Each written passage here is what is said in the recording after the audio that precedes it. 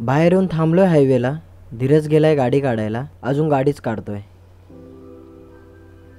धीरज आलेला आहे तर चला निघूयात. नमस्कार मंडळी. तर आज मी ऑफिसमधून थोडं लवकरच घरी आलो आणि आज धीरजलाही सुट्टी होती. त्याने सकाळी कुठेतरी जायचं ठरवलं होतं, पण साहेब उशिरापर्यंत झोपून होते. आता संध्याकाळी मला म्हणतो, चल विनोद, खूप दिवस झाले कुठे गेलो नाही आहे. तर आम्ही निघालोय. कुठे हे तुम्हाला पुढे समजेलच.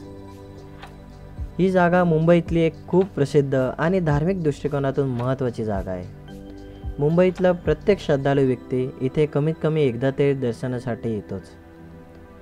आणि आम्हीसुद्धा आज चाललो आहे दर्शन आणि आशीर्वाद घेण्यासाठी.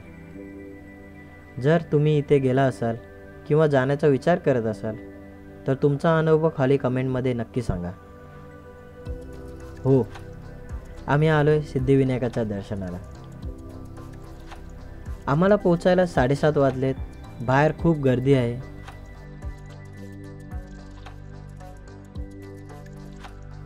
हार आणि प्रसाद घेतला आणि मंदिरात प्रवेश केला. आत गेल्यास समजलं की आरती सुरूच आहे.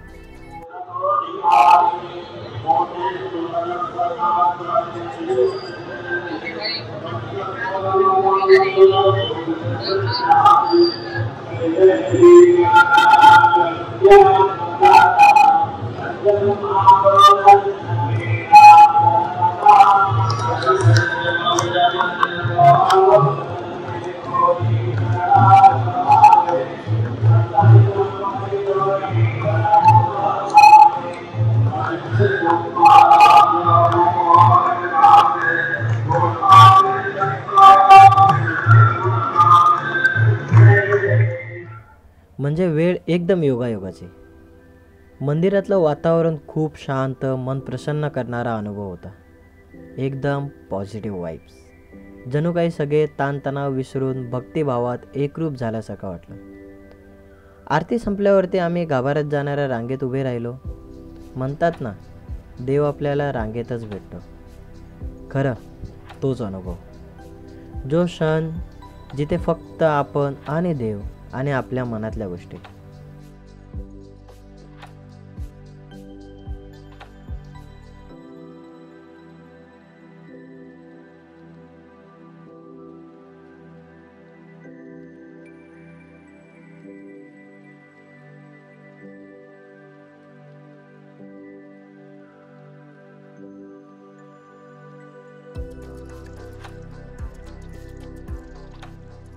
दर्शन घेतलं, डोळे भरून पाहिलं, मनापासून नमस्कार केला आणि वाटलं, देवा तुझं पाठबळ असंच कायम राहू दे.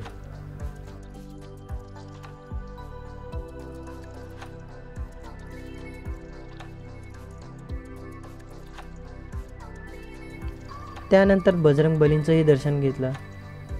कायम संकट समयी तेच आपल्या पाठीशी उभे असतात. थोडा वेळ बाहेर वाईब्स एन्जॉय केल्या. दर्शन घेऊन झालाय, चांगल्या पद्धतीने दर्शन झालंय. गणपती बाप्पा. प्रसाद घेतला आणि आता आम्ही परत घरी निघालो. सिद्धिविनायकाचा आशीर्वाद आणि बजरंग बलींची साथ घेऊन. तर मंडळी, हा होता आजचा छोटासा अनुभव. पुढच्या ब्लॉगमध्ये नक्की भेटू. तोपर्यंत व्हिडिओ कसा वाटला हे खाली कमेंटमध्ये नक्की सांगा आणि सबस्क्राईब करायला अजिबात विसरू नका. जय श्री सिद्धिविनायक, जय बजरंग बली.